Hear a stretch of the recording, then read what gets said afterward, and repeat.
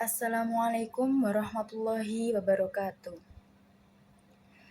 Alhamdulillahirabbil alamin.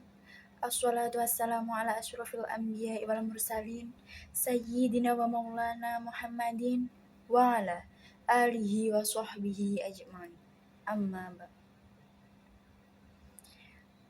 Yang pertama-tama, marilah kita panjatkan puji syukur kehadirat Allah Subhanahu wa taala yang telah memberikan rahmat serta hidayahnya kepada kita semua.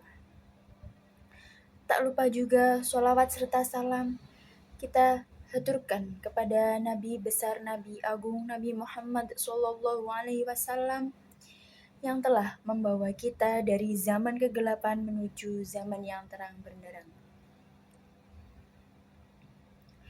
Pada kesempatan kali ini saya akan sedikit membahas tentang konsepsi Islam dalam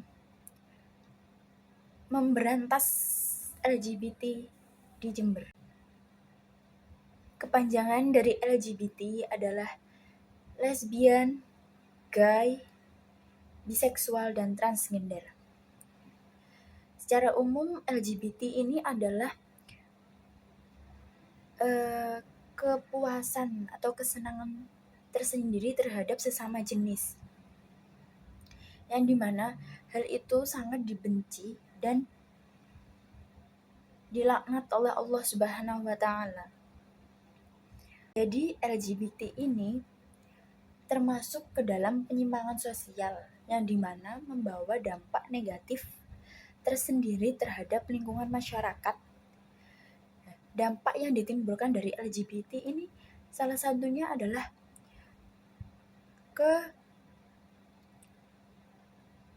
kesehatan, yang dimana hampir semua pelaku LGBT mempunyai penyakit kelamin yang menular. Di situ dampak negatif yang muncul akibat LGBT. Yang kedua ada di pendidikan, yang dimana banyak sekali anak-anak yang putus sekolah dampaknya. Terus yang ketiga ada keamanan. Yang dimaksud keamanan ini banyak sekali juga anak-anak yang menjadi korban dari pelecehan seksual akibat LGBT ini. Jadi konsepsi Islam dalam memberantas LGBT itu salah satunya adalah dengan pandangan kita tentang LGBT, yang dimana dalam Islam itu sudah dijelaskan bahwa suka dengan sesama jenis itu, laki-laki maupun perempuan, itu adalah sebuah perbuatan yang dilarang oleh Allah. Al-Quran saja sudah menjelaskan tentang kisah kaum Sodom pada masa Nabi Lut. Di situ dijelaskan bahwa kaum Sodom ini langsung diberikan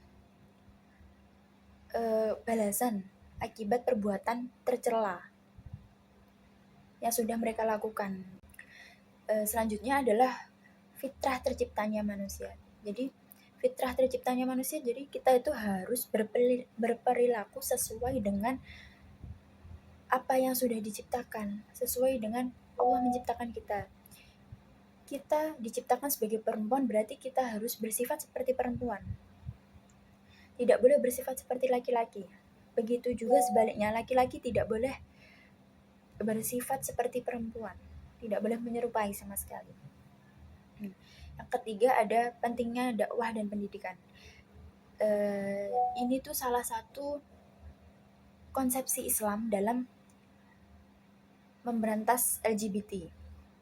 Karena dengan kita berdakwah, kita berpendidikan, kita akan mengetahui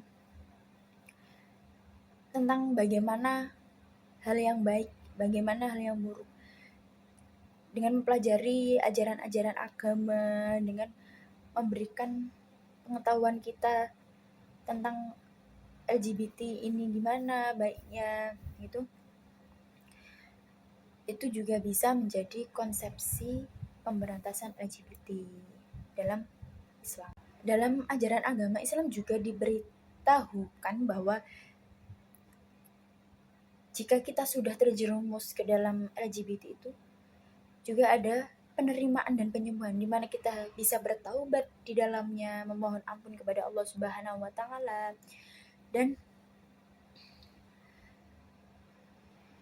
dianjurkan juga untuk mencari bantuan contohnya ke ustadz atau ke orang-orang yang paham tentang ajaran agama Islam, agar di situ diberitahu bagaimana ajaran-ajaran agama Islam itu memberitahukan bahwa LGBT itu sangat dilaknat oleh Allah Subhanahu wa taala. Jadi secara keseluruhan pandangan Islam terhadap LGBT itu sangat dipengaruhi oleh ajaran dasar tentang fitrah manusia, yaitu awal diciptakannya manusia dan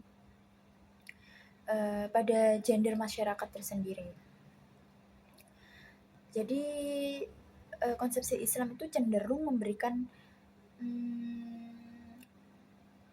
solusi ketika sudah terkena, kita diberikan solusi yang terbaik, yaitu dengan bertobat dan lain sebagainya. Jadi konsepsinya itu bisa melalui dakwah tadi, pendidikan, terus bimbingan moral, terus ada juga penegakan hukum yang dimana dalam negeri ini, dalam negara Indonesia ini kan sudah ada undang-undangnya, juga sudah ada hukumnya tersendiri begitu. Jadi itu sebagian sedikit tentang konsepsi pemberantasan LGBT di Jember secara Islam, secara ajaran agama Islam. Jadi semoga bermanfaat bagi saya dan kita semua. Jika ada salah kata, kurang, saya mohon maaf.